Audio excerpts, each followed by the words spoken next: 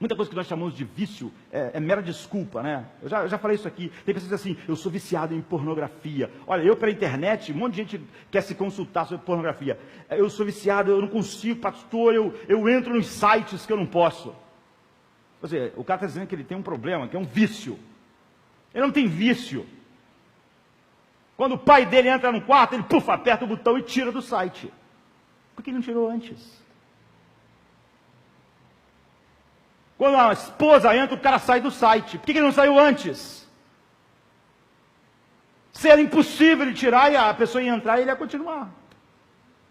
É o vício, ele não consegue, ele fica assim, fascinado, entende? Mas é mentira. É só porque a visão que ele quer que a mulher dele tenha dele, ele não quer problema. E o pai quer que ele tenha dele, o chefe é maior do que o interesse que ele tinha naquilo. Então, quando ele tem um interesse maior, ele consegue. Sabe essas pessoas que são nervosas, respondem, não aguentam, mas o patrão fala um troço, ele aguenta? Em casa ele não aguentava. Ele dizia que era um problema dele, que ele tem um problema. Mas na hora H, você não consegue se controlar, mas se o ISIS te pegasse, você não ia se explodir, não ia explodir com eles. Então é mentira. É a nossa desculpa. É mais fácil dizer eu estou doente do que dizer como Davi, pequei contra ti e fiz o que era mal aos teus olhos.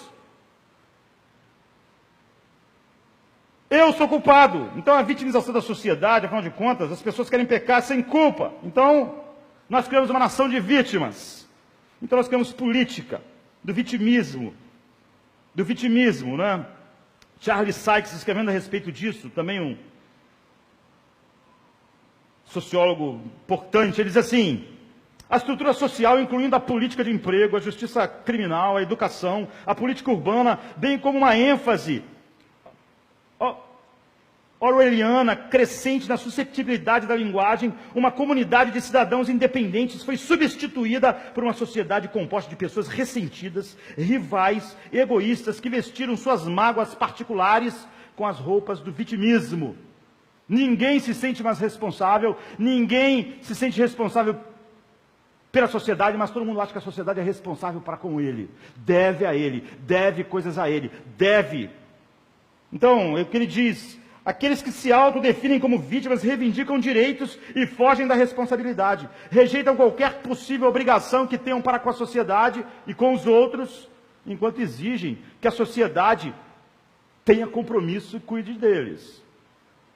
Há muito tempo, quando a sociedade declarou formalmente o conceito da responsabilidade pessoal, a contribuição de cada cidadão, a sociedade esperava, era o que a sociedade esperava. As pessoas agora acham que têm direitos e exigem o favor da sociedade sem dar nada em troca. Ou seja, isso invadiu a igreja. Isso acaba com o evangelho. Se esse é o ar que você respira, a Páscoa não diz nada para você. Tendo, pois, sido justificados pela fé, temos paz para com Deus. Depois Paulo continua dizendo: porque estando nós ainda fracos, morreu ele a seu tempo pelos ímpios, pelos maus, pelos culpados. Porque apenas alguém morrerá por um justo, pois poderá ser que pelo bom alguém ouse morrer. Mas Deus prova o seu amor para conosco, em que Cristo morreu por nós, sendo nós ainda pecadores. Logo, muito mais agora, tendo sido justificados pelo seu sangue, seremos por ele salvos da sua ira. Porque se nós, sendo inimigos, fomos reconciliados com Deus pela morte, ou seja, que nós merecíamos, de seu Filho, muito mais tendo sido já reconciliados dele, seremos salvos pela sua vida. Então, vamos olhar algumas coisas a respeito disso, agora que nós olhamos o ar que nós respiramos, e muita gente que diz crer no Evangelho repete. Ou seja, nós criamos filhos para nunca entender o Evangelho. Spurgeon dizia assim: ensine desde cedo a má notícia para o seu filho, para que mais cedo possível ele entenda a boa notícia do Evangelho.